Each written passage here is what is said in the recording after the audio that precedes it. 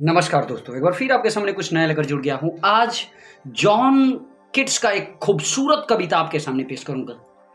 आप इसे short poem poem भी बोल सकते हैं बिकॉज़ ये पोएम एक डव पक्षी के बीच में रख कर के लिखा गया है। अब आप यहाँ डव की जगह पर अपने आप को या आप अपने सगे-संबंधी को या कोई अपने प्रिय व्यक्ति को रख लीजिए। बहुत ही खूबसूरत है ये कविता। इसका टाइटल है I had a Dove. John Keats का, वही जॉन किट्स जो मात्र 26 साल के उम्र में भी बहुत कुछ करके इस दुनिया में चले गए। ऑटो ऑटम, ऑटो न्यूकॉर्न, बहुत से ऐसे पोएम्स है जॉन किट्स ने अपने जीवन काल में लिखे और ये छोटा सा कविता है जिसका नाम है आई हैड अ डव, आपके सामने पेश करता हूँ। बहुत ही सुंदर है, प्रत्येक लाइन को आप समझने की कोशिश कीजिएगा। इसका टाइटल है I had a Dove. Dove एक प्रकार की पक्षी है, जैसे हमारे के यहाँ इसे अगर भोजपुरी में बोला जाए तो मैं अपने भाषा में बोलूँ तो इसे पंडुक भी कहा जाता है। तो ये पंडुक ऐसा नहीं कि सिर्फ हमारे के यहाँ होते हैं, दुनिया का हर कोने में होते हैं।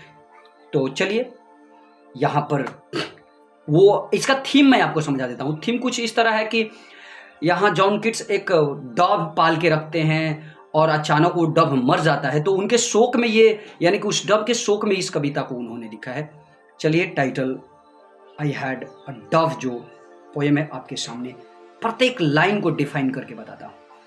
यहां जॉन किट्स बोलते हैं कि I had a Dove and the sweet Dove died. मेरे पास एक पंडुक पक्षी था जो बेचारा प्यारा पंडुक पक्षी मर गया। And I have thought it died of grieving. मैं हमेशा यही सोचता हूं कि वो दुख से मर गया होगा। वो what it could grieve for, वो आखिर कौन सा दुख उसे हुआ होगा। Its feet were tied with silken threads of my own hands weaving। यानी अंत में खुद इसका जवाब भी देते हैं, क्वेश्चन क्रिएट्स करके बोलते हैं कि आखिर कौन सा दुख उसे आया होगा, क्या दुख हुआ होगा। फिर अचानक अपने बात को उसमें शामिल करते हैं कि कहीं ऐसा तो नहीं हो कि मैंने अपने हाथों से रेशम के रस्सी बून करके उसके पैरों को बांध दिया था, तो इस कारण से तो वो नहीं मर गए। फिर आगे लिखते हैं कि sweet little feet Why should you die?